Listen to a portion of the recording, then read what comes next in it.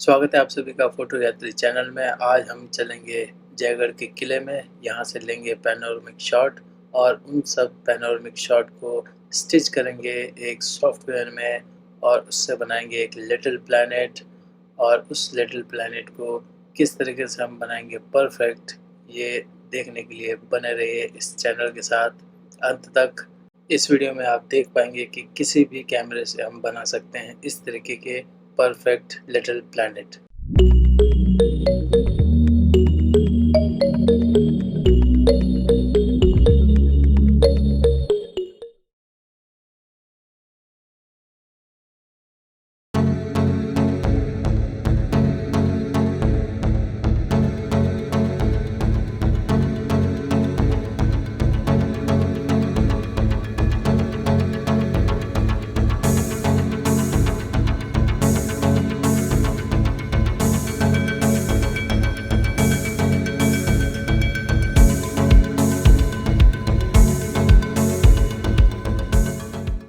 स्वागत है आप सभी का फोटो यात्री में। आज हम हैं जयगढ़ के किले में और जयगढ़ के किले के एक कोने पे मौजूद हैं और यहाँ से हम इस पूरे नज़ारे को जो है वो एक 360 डिग्री में कैद करने की कोशिश करेंगे। इसके लिए हमें कैमरे में जो सेटिंग करनी पड़ेगी हम उसकी चर्चा करेंगे, किस तरीके से हमें लेना है उसकी चर्चा करेंगे और बाद में उन सभी इमेजेस को कैसे स्टिच करके हमें 360 डिग्री एक इमेज निकालनी है उसकी भी चर्चा हम करेंगे। लेकिन शुरुआत करते हैं यहाँ से। यहाँ आप देख सकते हैं जयपुर के इस जयगढ़ में, यहाँ से हम ना सिर्फ जयगढ़ का किला को हम कवर करेंगे बल्कि सामने आमेर का गांव, आमेर का किला और इसके अलावा मावठा, इसके अलावा आपका जल महल, ये सब चीज़ें जो हैं वो आपको इसी एक फ़ोटो में नज़र आएंगी। और उसके लिए हमें पहले अपने कैमरे में एक वाइड एंगल लेंस लगाना होगा। जो मैंने यहाँ पर चुना है वो 14-24 mm का एक 2.8 लेंस है और इसको मैंने कैमरे में सेट किया है। यहाँ बहुत तेज़ धूप है, नौतपा चल रहा है इसलिए काफ़ी तेज़ धूप है। टेम्परेचर भी अराउंड 44 डिग्री सेल्सियस के आसपास है।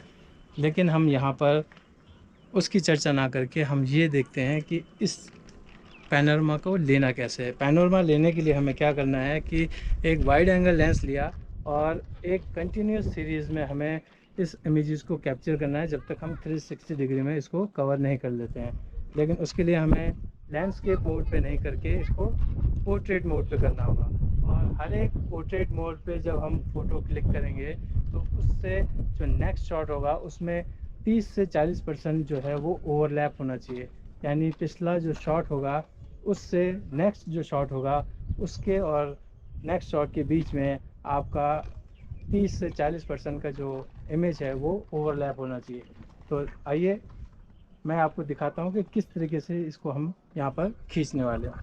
पहले एक शुरुआत के लिए एक पॉइंट ले लेते हैं। जैसे हमने मान लीजिए ये वाला पॉइंट ले लिया और यहाँ पर हमने एक रीडिंग ली जनरली जो इस समय आ रही है अराउंड 100 ISO पर 5.6 अपर्चर और 1250 शटर स्पीड है। और इसी एक यूनिफॉर्मिटी को रखते हुए आप ऑटो मोड अप्लाई मत कीजिएगा, क्योंकि हो सकता है कि कहीं शेड्स हो या कहीं ज़्यादा धूप हो तो आपका ऑटो मोड रखने पे वो वेरिएशन कर जाएगा और स्टिचेस के दौरान आपके पैनोरमा में वो दिक्कत करेगा। इसलिए हमने मैनुअल मोड रखा है और इसी एक सेटिंग में हमने सारी इमेजेस को जो है कैप्चर करना है 30 से 40% का ओवरलैप। तो एक मैं ब्लैंक शॉट जो है वो ले लेता हूँ यहाँ पे, ताकि मुझे पहचान हो कि इस शॉट के बाद में दूसरी जो सीरीज़ है वो पैनोरमा की है। तो आइए फिर दोबारा हम उसी को लेते हैं लेकिन एक सेंटर पॉइंट से। अब हम शुरुआत करते हैं इस जगह से और मैंने यहाँ पे उसी सेटिंग पर दोबारा इमेजेस कैप्चर करने शुरू कर दिए हैं।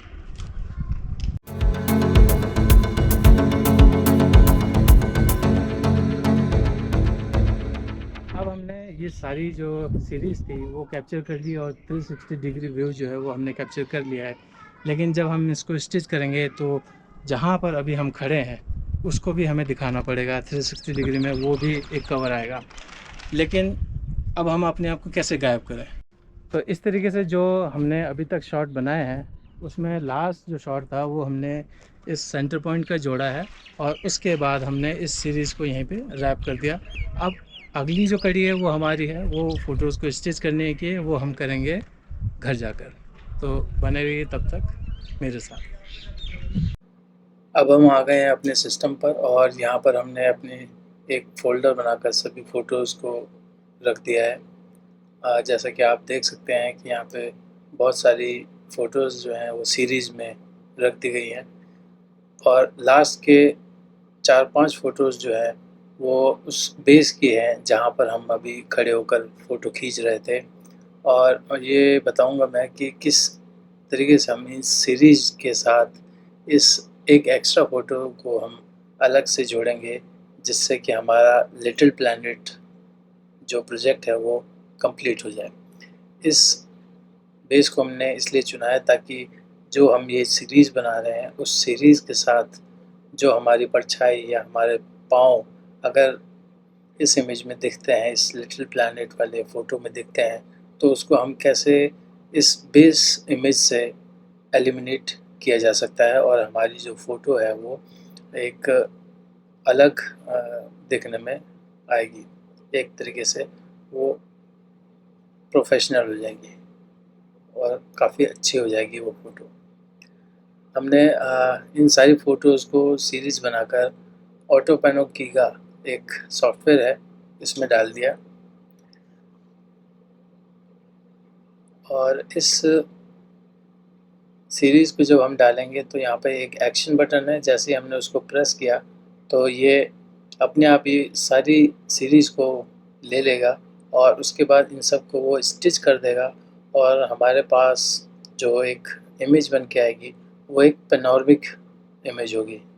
जैसा कि आप यहाँ देख सकते हैं, ये एक पैनोरामिक व्यू है, लेकिन अभी इसमें बहुत सारी कमियां जो हैं वो आपको देखने को मिलेंगी। इसीलिए हम इसमें एक एडिट ऑप्शन है उसमें जाएंगे और उस एडिट ऑप्शन में जब जाएंगे तो ये एक बड़ी इमेज हो जाएगी और आप देख सकते हैं कि किस तरीके से ओवरलैपिंग हो रही है इन सभी लेयर्स की। और इस ओवरलैपिंग को हम किस तरीके से दुरुस्त कर सकते हैं वो भी जानेंगे, लेकिन उससे पहले हम जो हमारा पर्पज़ है वो लिटिल प्लैनेट बनाने का, वो ऑप्शन यहाँ से आएगा। यहाँ पे बहुत सारे ऑप्शंस दिए हुए हैं, लेकिन हमें इन सभी ऑप्शंस को छोड़कर हमें ये वाला जो लिटिल प्लैनेट का ऑप्शन है इसको सिलेक्ट करना है। जैसे ही हमने इस लिटिल प्लैनेट को ऑप्शन को सिलेक्ट किया तो आप देख सकते हैं कि ये पूरा जो सीरीज़ थी फ़ोटोज़ की उसको इसने एक लिटिल प्लैनेट के रूप में बना दिया, लेकिन अभी भी कुछ इमेजेस ऐसी हैं जो ओवरलैप हो रही हैं और उसको हम यहाँ पर सही करना चाहेंगे। तो जब हम ये ब्लेंड का ऑप्शन हम प्रेस करते हैं तो हमारा जो सिस्टम है उसको थोड़ी देर के लिए प्रोसेस करता है और प्रोसेस करने के बाद में जितने भी ये ओवरलैपिंग की समस्या है, ये जो घोस्ट इमेजेस बन रही हैं, इन सबको वो एलिमिनेट कर देता है और आपके पास जो एक फाइनल इमेज आती है वो एक काफ़ी अच्छी तरीके से स्टिच की हुई इमेज मिलती है, जैसा कि ये आप देख रहे हैं। तो इस इमेज को हमने फाइनल कर दिया है और अब हम इसको अपने सिस्टम में हार्ड डिस्क में सेव करने वाले हैं। हार्ड डिस्क में सेव करने के लिए हमें इस इमेज को रेंडर करना पड़ेगा और इस रेंडर करने के बाद में इसकी जो इमेज को और ज़्यादा हम कैसे इन्हेंस कर सकते हैं उसके लिए हम इसको और आगे काम करेंगे एडोबी फ़ोटोशॉप में। तो पहले हम इसको रेंडर कर लेते हैं। ये जो गियर जैसा आइकन है इसमें रेंडर का ये ऑप्शन है। इसमें आपको बहुत सारी चीज़ें छेड़ने की ज़रूरत नहीं है क्योंकि हम ऑलरेडी इसमें प्रीसेट जो है वो डाल चुके हैं ब्लेंडिंग के। हम यहाँ पर कई फॉर्मेट में सेव कर सकते हैं इमेज को, चाहे वो जेपीजी हो या टिफ हो या एसडीआर हो, लेकिन हम अभी सिर्फ जेपीजी इमेज में इसको सेव करेंगे।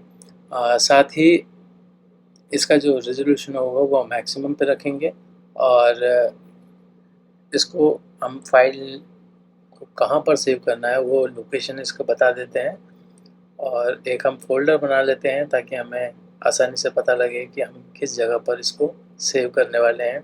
मैंने फाइनल आउटपुट के नाम से एक फ़ोल्डर बनाया है और उसमें इसको सेव कर दिया। इसमें फ़ाइल नेम जो है हम यहाँ पे दे देते हैं जयगढ़ फोर्ट लिटिल प्लैनेट और ये करने के बाद हम इसका रेंडर बटन जो है इसको हम क्लिक करेंगे। जब हम इसको रेंडर को क्लिक करते हैं तो ये कुछ समय लगाता है रेंडर होने में और आपकी जो इमेज है वो रेंडर होकर वहाँ पर सेव हो जाती है। अब हम इस प्रोग्राम को बंद कर देते हैं और इस सॉफ्टवेयर को यहाँ से भी हटा देते हैं और ये प्रीसेट अब हम यहाँ पे देख सकते हैं कि हमारे पास एक इमेज है जो इस तरीके से यहाँ पर सेव हुई है। आप यहाँ पर देख सकते हैं कि चारों तरफ जो ब्लैंक एरिया था वो ब्लैक हो चुका है और अभी भी इमेज जो है उसमें कुछ कमी है जिसको हम यहाँ पर एडोबी फोटोशॉप में खोलकर इसको करेक्शन करेंगे।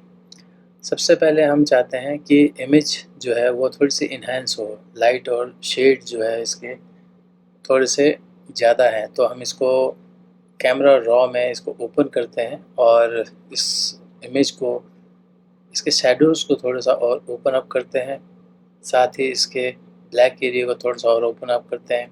इसको एक्सपोजर जो है हल्का सा डाउन करते हैं क्योंकि हल्का सा ओवर हो गया था इस कड़ी में। फिर इसी के साथ इसके हाईलाइट को थोड़ा सा दबाते हैं जिससे कि इसके आसमान, बादल और इन सब को हम इसको अच्छी तरीके से विजिबिलिटी हो पाए। थोड़ा सा टेक्सचर, हल्की सी क्लैरिटी और डीहेज इनको थोड़ा सा छेड़ते हैं, हल्का सा वाइब्रेंस भी बढ़ाते हैं जिससे इमेज में जो है आपका सैचुरेशन और वाइब्रेंस जो है वो थोड़ा सा बढ़ जाए। अब लगभग ये इमेज जो है वो परफेक्ट कंडीशन में है। अब अगर हम चाहें तो इसमें कलर ग्रेडिंग भी कर सकते हैं। बहुत माइनर सा कलर ग्रेडिंग हम करेंगे। जैसे आप देख सकते हैं आसमान में रंग थोड़े से कम लग रहे हैं तो मैं इसके हाईलाइट में जाके इसके कलर को थोड़ा सा ब्लूइश शेड देना चाहूँगा जिससे कि आसमान एक नेचुरल कलर में दिखे।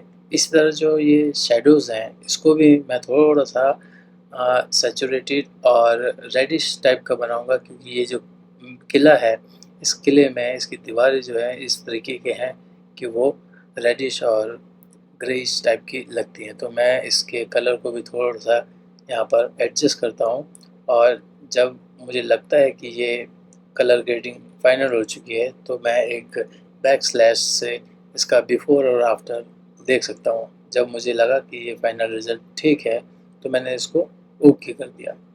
अब ओके करने के बाद हम देख सकते हैं कि एक तरीके से हमारी लगभग फाइनल इमेज जो है वो आ चुकी है। हमारे पास 2 लेयर्स हैं और जो हमने करेक्शन किया था वो 2 लेयर्स में हमें दिखने को मिल रही है। अब हम चाहते हैं कि ये जो किनारों पर ब्लैक एरिया है उसको हम ठीक करें, लेकिन उससे पहले ये जो हमारे लेयर्स हैं उसको हम फ्लैटन कर देते हैं ताकि हम एक सिंगल लेयर में यहाँ पर काम कर सकें। अब हम यहाँ से वो जो ब्लैक एरिया हैं उनको सिलेक्ट करेंगे और उस ब्लैक एरिया को सिलेक्ट करने के लिए मैं ले लेता हूँ मैजिक बैंड टूल, जिससे मैं जैसे ही ब्लैक कलर के एरिया में क्लिक करता हूँ तो वो ब्लैक कलर का जो एरिया है उसको वो अपने आप सिलेक्ट कर लेता है, हमें मैनुअली सिलेक्ट करने की ज़रूरत नहीं पड़ती है। तो आप जैसे देख सकते हैं यहाँ पर बहुत अच्छे तरीके से सिलेक्शन हो चुका है, लेकिन मैं चाहता हूँ कि ये जो सिलेक्शन है उसमें थोड़ा सा ग्रो कर दूँ जिससे कि अगर कोई मार्जिन थोड़ा सा भी रहता होगा तो उसको हम यहाँ पर कवर अप कर सकें। इसलिए मैं मॉडिफाई में जाकर इसके एक्सपेंड को, जो सिलेक्शन के एक्सपेंड है उसको थोड़ा सा बढ़ा देता हूँ, इसको 2 पिक्सल्स बढ़ाता हूँ जिससे कि ये हल्का सा एरिया जो है वो अंदर की तरफ बढ़ जाता है 2 पिक्सल। अब मैं क्या करूँगा कि यहाँ से कंटेंट अवेयर फिल में जाऊँगा। जैसे ही मैं कंटेंट अवेयर फिल में जाता हूँ तो एक विंडो ओपन हो जाती है और वो कैलकुलेट करने लगता है कि हमारा जो कंटेंट अवेयर है उसके हिसाब से क्या इन सिलेक्टेड एरियाज़ में होना चाहिए। यहाँ पर मैं उस चीज़ को एक्सक्लूड कर दूँगा माइनस वाले ब्रश से जो हमें उसमें नहीं चाहिए।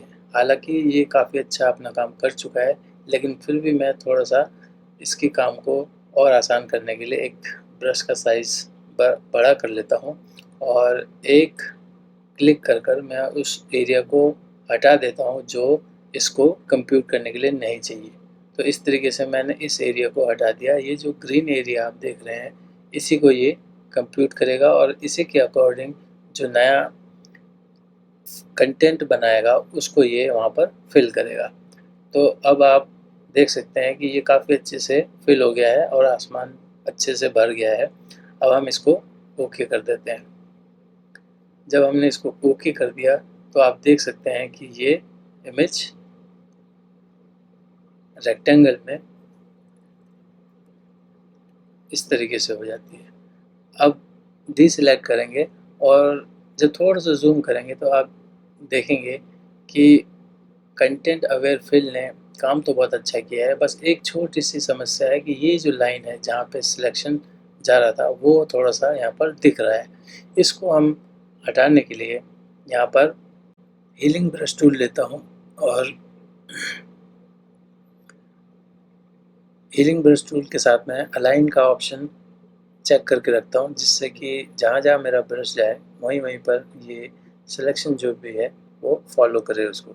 और जैसे जैसे मैं इस हीलिंग ब्रश को यूज़ करता हूँ तो आप देख सकते हैं कि ये अच्छे से उस लाइन को कवर करता हुआ जा रहा है और जो स्टिच है उसको अच्छे से मिटाता जा रहा है। इसी तरीके से मैं इस पूरे घेरे को जो यहाँ पर स्टिच के बाद रेंडर होते समय आ गया था, क्योंकि वो एरिया ब्लैंक था, तो उसको मैं यहाँ पर इस हीलिंग ब्रश टूल से पूरा मिटाने की कोशिश करता हूँ। और ये इस तरीके से हम इसको और आगे बढ़ाएंगे और धीरे धीरे करके यहाँ पर, क्योंकि काफ़ी सिंपल प्रोसेस है और यहाँ पे ज़्यादा कुछ हमें नहीं करना पड़ रहा, तो काफ़ी बड़ा साइज़ का मैंने ब्रश लिया है और उससे हम यहाँ पे इसको आराम से एलिमिनेट कर पा रहे हैं इस लाइन को। लेकिन कहीं पर अगर लगे कि बहुत बारीक काम है या स्टिचिंग कहीं अलग तरीके से आपको दिख रही है, तो वहाँ पर आप ब्रश का साइज़ जो है वो थोड़ा छोटा करके सैम्पलिंग किसी और जगह से ले सकते हैं, जिससे कि वो फिल करना आसान हो जाए और फिल करने का जो निशान है वो भी हमें ना दिखे। तो इस तरीके से मैंने इस इमेज को अब कंप्लीट कर दिया है। आप देख सकते हैं कि ये एक रेक्टेंगल शेप में, स्क्वायर शेप में ये पूरी तरीके से इमेज जो है हमने स्टिच कर दी। इसके हाईलाइट एंड शैडो को भी हमने बैलेंस कर दिया और साथ ही हमने इसके स्काई को भी अच्छे से कंटेंट अवेयर फील से भर दिया है और अब ये इमेज जो है फाइनल हो चुकी है। अब हम इसके स्टिचेस देखें तो हम आराम से देख सकते हैं कि बहुत अच्छे से परफेक्ट तरीके से ये जुड़ी हुई है। अब हम इसको फाइल को सेव कर लेंगे और इसका मैं फाइल नेम दे देता हूँ जयगढ़ फोर्ट लिटिल प्लैनेट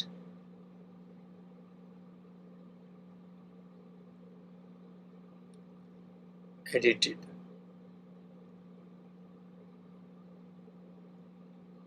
और इसको जेपीजी फॉर्मेट में सेव कर देता हूँ। तो ये हमारे पास फाइनल इमेज है जो हमने इस तरीके से बनाई। तो आप ये देख सकते हैं कि फाइनल इमेज है, ये हमने रेंडर करके निकाला था और ये हमारी फाइनल इमेज है। तो दोनों में आप काफ़ी फ़र्क जो है वो देख सकते हैं। आप भी इसी तरीके से किसी भी कैमरे को यूज़ कर एक लिटिल प्लैनेट फ़ोटो बना सकते हैं और काफ़ी अच्छे रेजोल्यूशन में और काफ़ी बड़े साइज़ में ये इमेज बनाई जा सकती है। बनाते रहिए इसी तरह के लिटिल प्लैनेट अपने आसपास के एरिया में, और इसी के साथ मेरे इस चैनल को लाइक, शेयर और सब्सक्राइब कीजिएगा। आगे की इसी तरह के और कंटेंट देखने के लिए बेल आइकन को भी प्रेस कीजिएगा। धन्यवाद। जय हिंद।